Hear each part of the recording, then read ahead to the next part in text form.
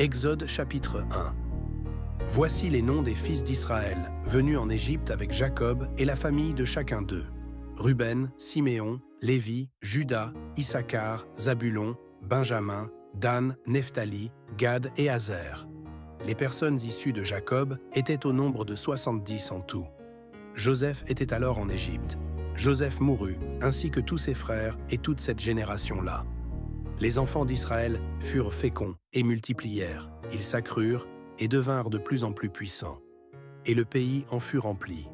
Il s'éleva sur l'Égypte un nouveau roi qui n'avait point connu Joseph. Il dit à son peuple : « Voilà les enfants d'Israël qui forment un peuple plus nombreux et plus puissant que nous. Allons, montrons-nous habiles à son égard. Empêchons qu'il ne s'accroisse et que s'il survient une guerre, il ne se joigne à nos ennemis pour nous combattre et sortir ensuite du pays. » Et l'on établit sur lui des chefs de corvée afin de l'accabler de travaux pénibles. C'est ainsi qu'il bâtit les villes de Pithom et de Ramsès pour servir de magasin à Pharaon. Mais plus on l'accablait, plus il multipliait et s'accroissait, et l'on prit en aversion les enfants d'Israël. Alors les Égyptiens réduisirent les enfants d'Israël à une dure servitude. Ils leur rendirent la vie amère par de rudes travaux en argile et en briques, et par tous les ouvrages des champs.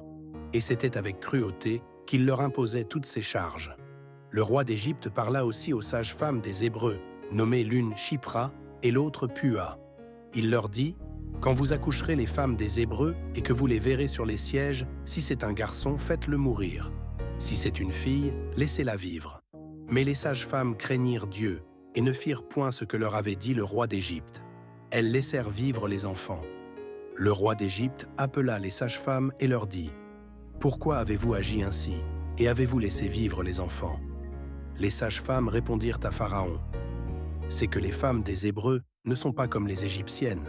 Elles sont vigoureuses et elles accouchent avant l'arrivée de la sage-femme. » Dieu fit du bien aux sages-femmes, et le peuple multiplia et devint très nombreux.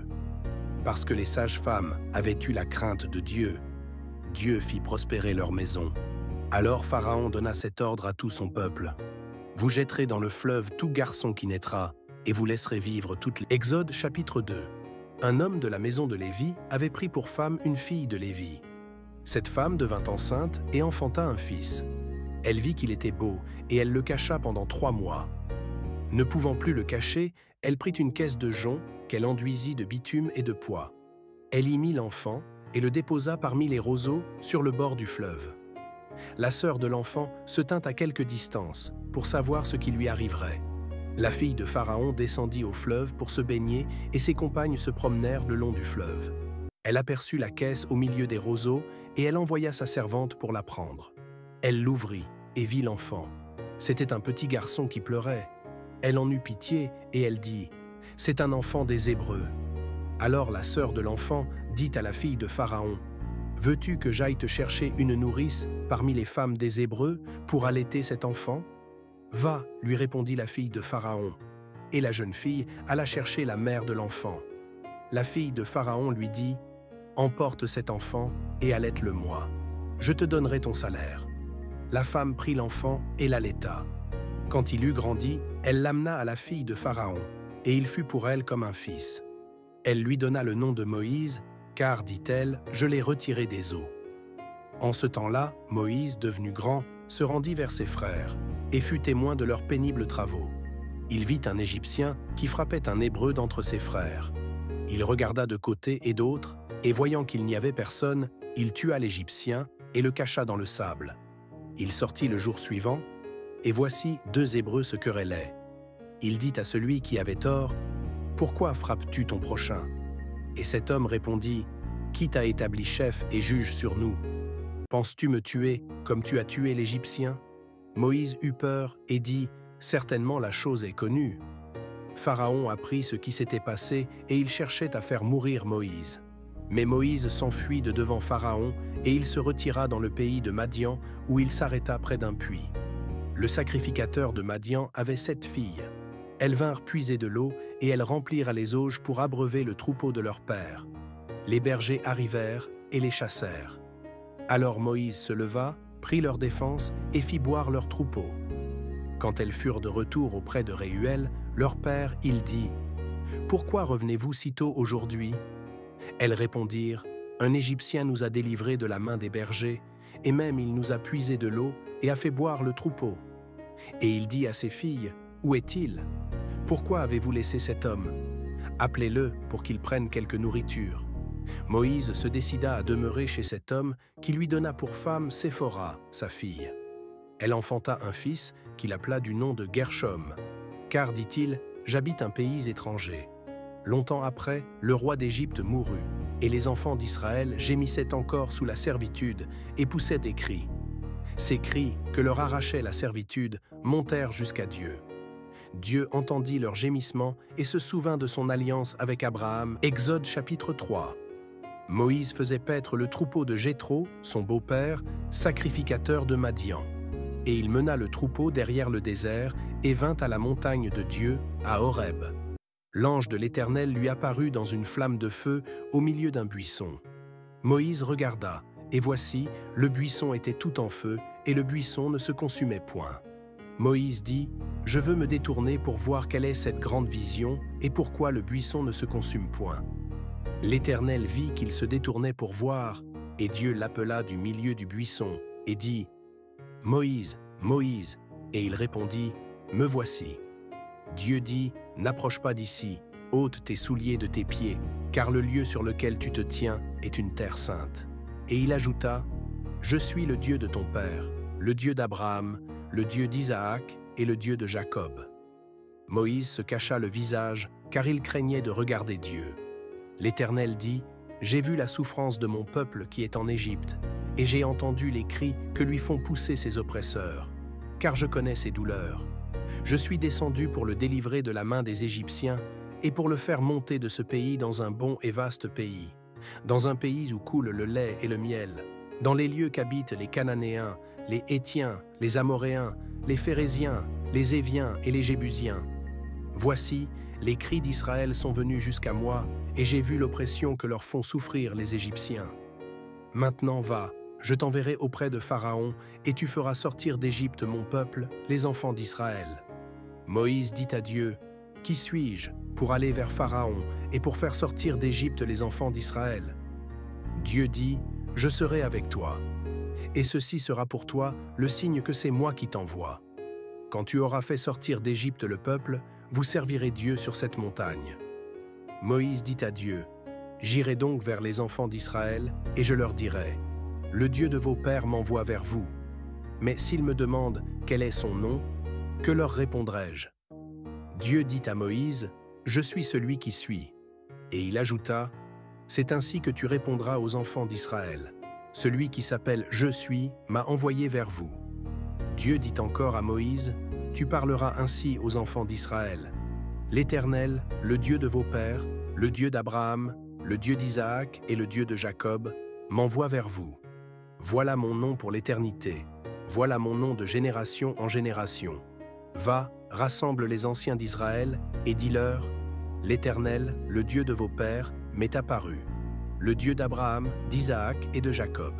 Il a dit, « Je vous ai vu, et j'ai vu ce qu'on vous fait en Égypte, et j'ai dit, « Je vous ferai monter de l'Égypte, où vous souffrez, dans le pays des Cananéens, des Hétiens, des Amoréens, des Phéréziens, des Éviens et des Jébusiens, dans un pays où coule le lait et le miel. Ils écouteront ta voix.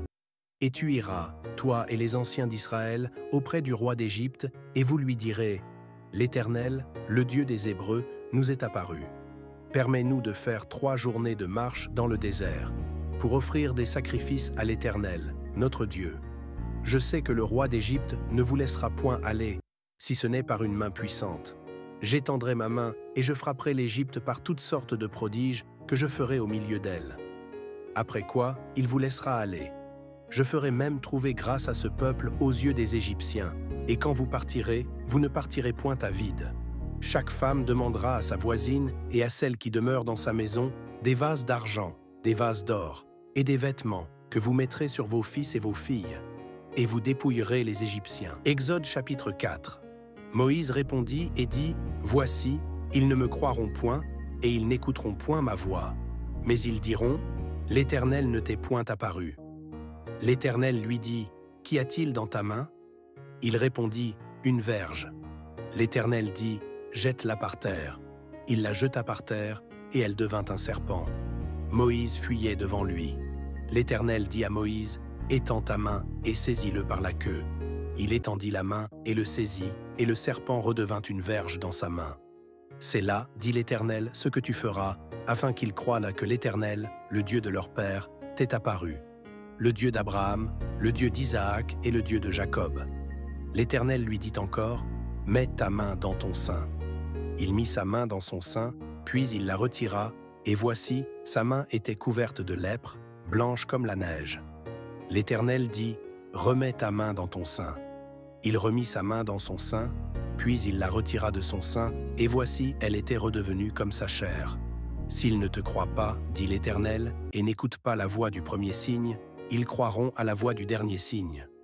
S'ils ne croient pas même à ces 2 signes, et n'écoutent pas ta voix, tu prendras de l'eau du fleuve, tu la répandras sur la terre, et l'eau que tu auras prise du fleuve deviendra du sang sur la terre. » Moïse dit à l'Éternel, « Ah, Seigneur, je ne suis pas un homme qui ait la parole facile, et ce n'est ni d'hier ni d'avant-hier, ni même depuis que tu parles à ton serviteur, car j'ai la bouche et la langue embarrassées. » L'Éternel lui dit, « Qui a fait la bouche de l'homme, et qui rend muet ou sourd, voyant ou aveugle? N'est-ce pas moi, l'Éternel? Va donc, je serai avec ta bouche, et je t'enseignerai ce que tu auras à dire. » Moïse dit, « Ah, Seigneur, envoie qui tu voudras envoyer. » Alors la colère de l'Éternel s'enflamma contre Moïse, et il dit, « N'y a-t-il pas ton frère Aaron, le Lévite? Je sais qu'il parlera facilement. Le voici lui-même, qui vient au-devant de toi.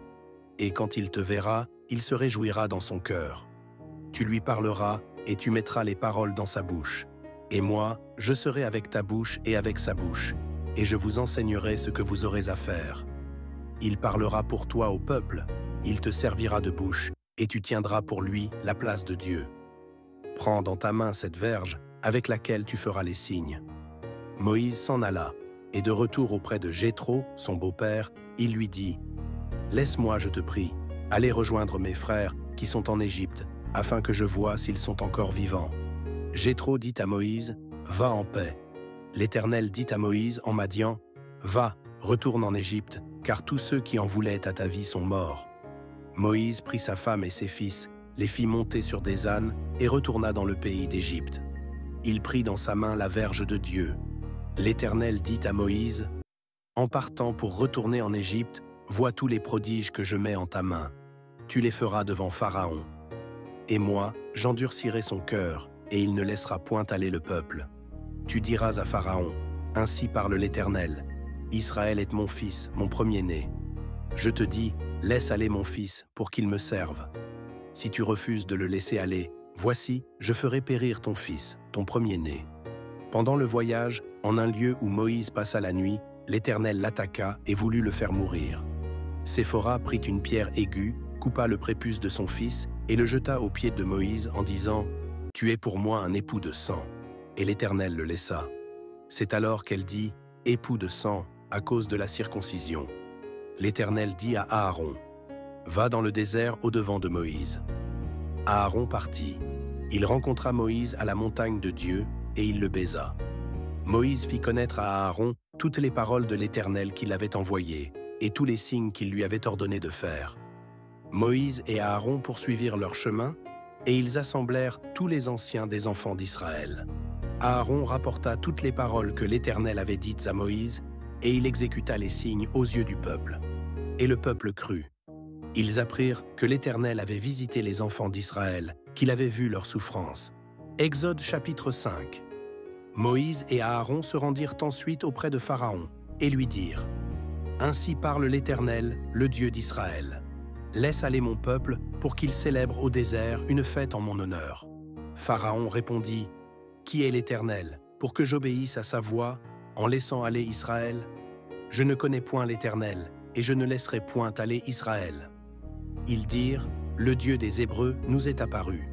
Permets-nous de faire 3 journées de marche dans le désert pour offrir des sacrifices à l'Éternel, afin qu'il ne nous frappe pas de la peste ou de l'épée. » Et le roi d'Égypte leur dit, « Moïse et Aaron, pourquoi détournez-vous le peuple de son ouvrage?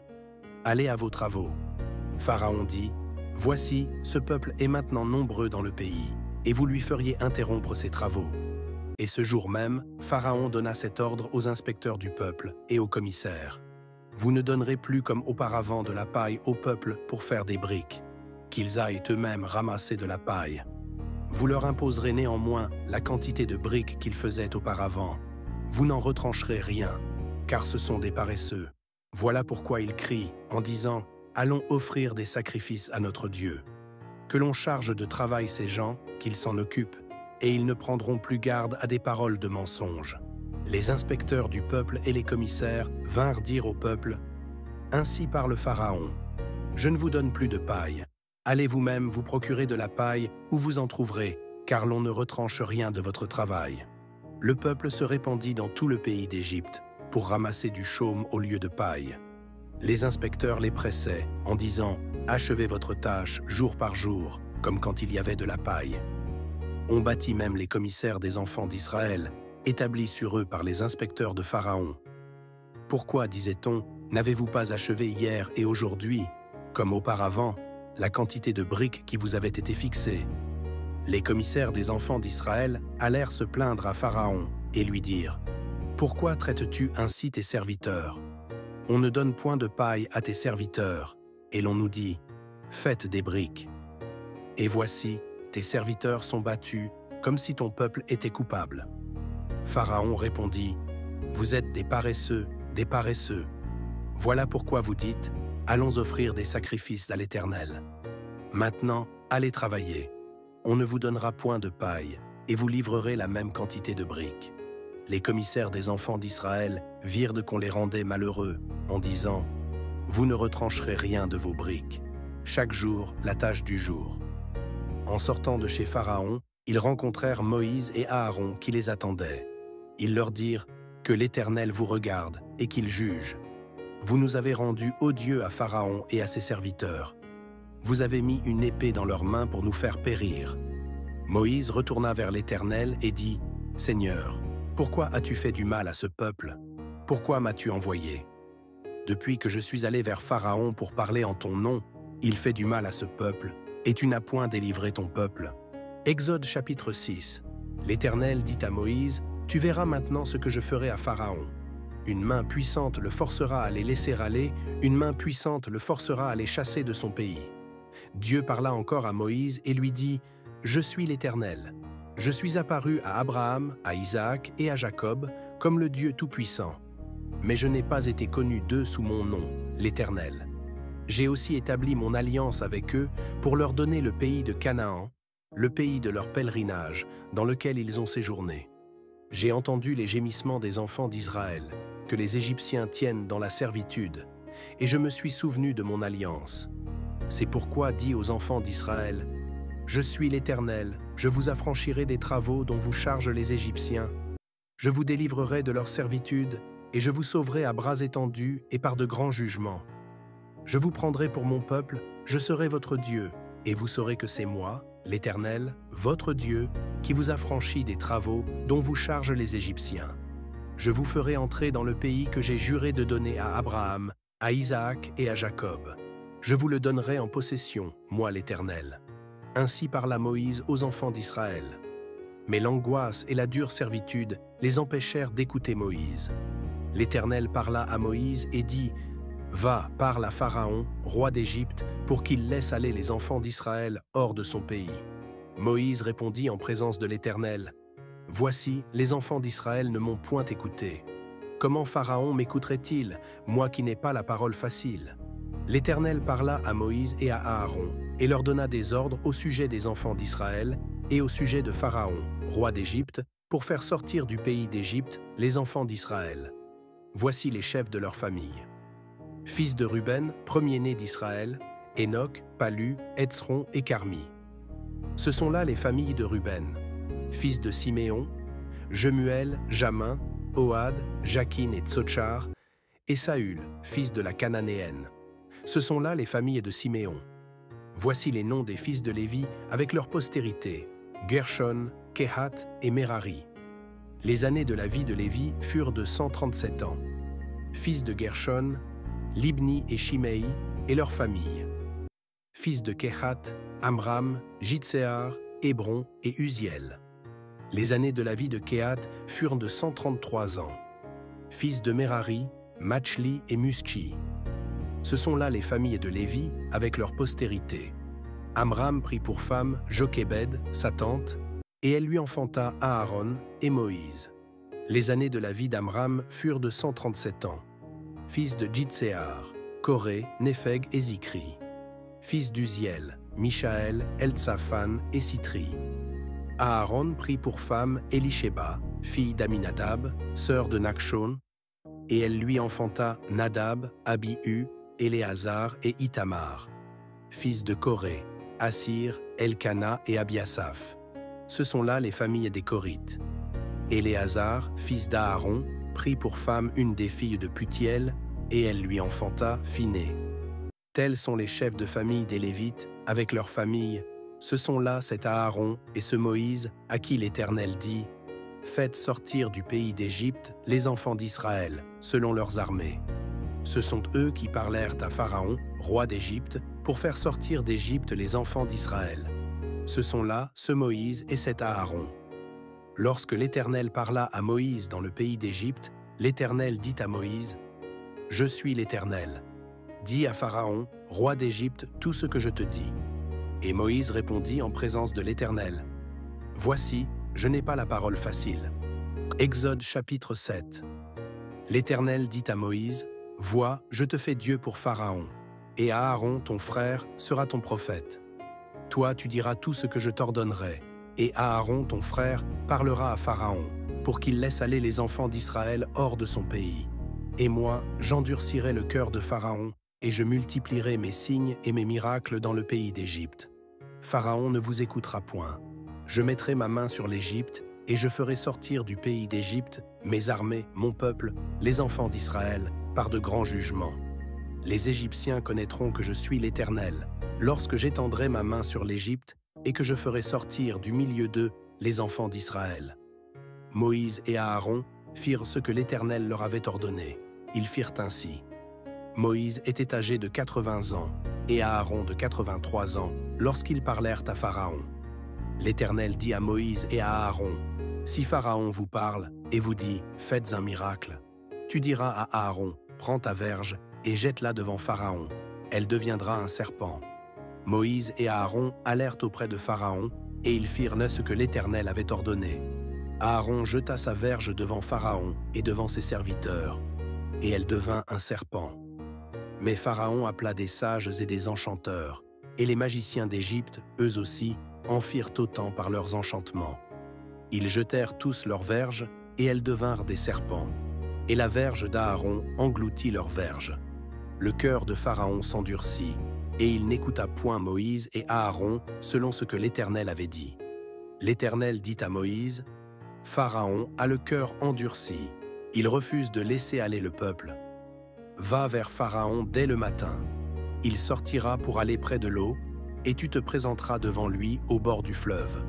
Tu prendras à ta main la verge qui a été changée en serpent, et tu diras à Pharaon, « L'Éternel, le Dieu des Hébreux, m'a envoyé auprès de toi pour te dire, « Laisse aller mon peuple, afin qu'il me serve dans le désert. Et voici, jusqu'à présent tu n'as point écouté. Ainsi parle l'Éternel. À ceci tu connaîtras que je suis l'Éternel. Je vais frapper les eaux du fleuve avec la verge qui est dans ma main, et elles seront changées en sang. Les poissons qui sont dans le fleuve périront, le fleuve se corrompra, et les Égyptiens s'efforceront en vain de boire l'eau du fleuve. L'Éternel dit à Moïse, « Dis à Aaron, prends ta verge et étends ta main sur les eaux des Égyptiens, sur leurs rivières, sur leurs ruisseaux, sur leurs étangs et sur tous leurs amas d'eau. Elles deviendront du sang, et il y aura du sang dans tout le pays d'Égypte, dans les vases de bois et dans les vases de pierre. » Moïse et Aaron firent ce que l'Éternel avait ordonné. Aaron leva la verge, et il frappa les eaux qui étaient dans le fleuve, sous les yeux de Pharaon et sous les yeux de ses serviteurs. Et toutes les eaux du fleuve furent changées en sang. Les poissons qui étaient dans le fleuve périrent, le fleuve se corrompit, les Égyptiens ne pouvaient y plus boire l'eau du fleuve, et il y eut du sang dans tout le pays d'Égypte. Mais les magiciens d'Égypte en firent autant par leurs enchantements. Le cœur de Pharaon s'endurcit, et il n'écouta point Moïse et Aaron, selon ce que l'Éternel avait dit. Pharaon s'en retourna et alla dans sa maison, et il ne prit pas même à cœur ces choses. Tous les Égyptiens creusèrent aux environs du fleuve pour trouver de l'eau à boire, car ils ne pouvaient boire de l'eau du fleuve. Il s'écoula 7 jours après que l'Éternel eut frappé le fleuve.